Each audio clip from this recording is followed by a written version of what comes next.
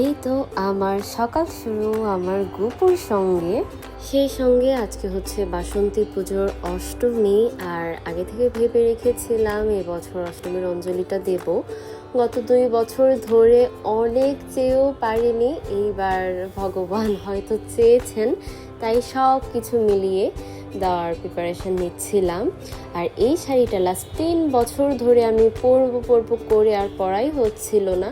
গত বছরও এই বাসন্তী পুজোতেই পরবো ভেবেছিলাম, শেষ পর্যন্ত আর পরা হয়নি। এখানে দেখছিলাম গলায় কি পরবো, চুড়িগুলো সেট করেছিলাম আগের রাতেই। আর এই তো আমি রেডি হয়ে গেলাম, আর প্রচুর গরম ছিল। আমি রেডি হওয়ার সঙ্গে সঙ্গেই ইচ্ছা মতো ঘামছিলাম। দেন এই ফাইনালি শাড়ি পরে রেডি হয়ে গিয়েছি, আর কৃপাও শাড়ি পরেছে আমার সঙ্গে।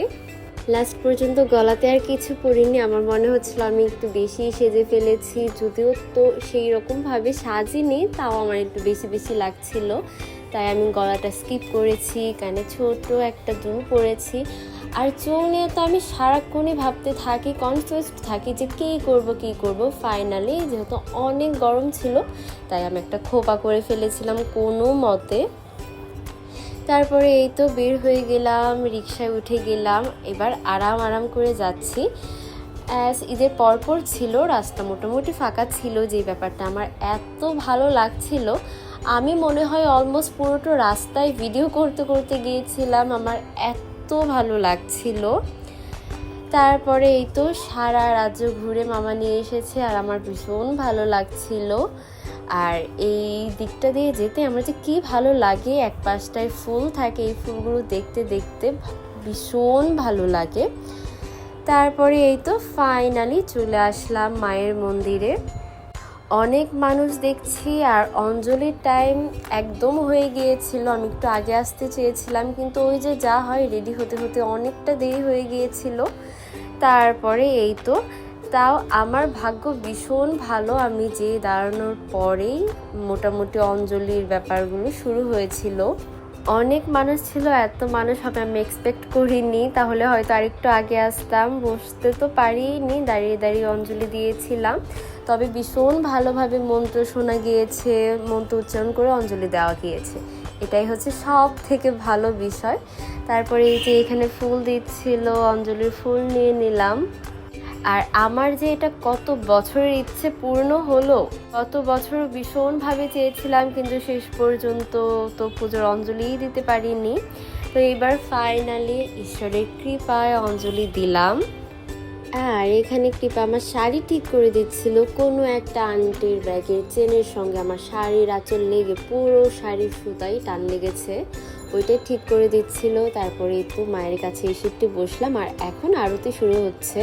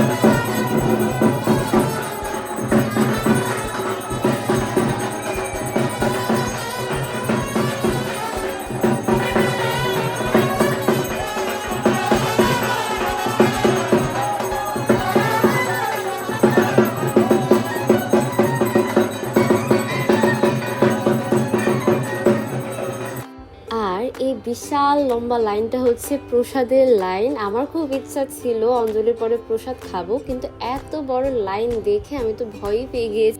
তার উপর কি ভীষণ যে রোদ ছিল, আমার আর সাহস হয়নি ওই লাইনে যেয়ে দাঁড়াতে।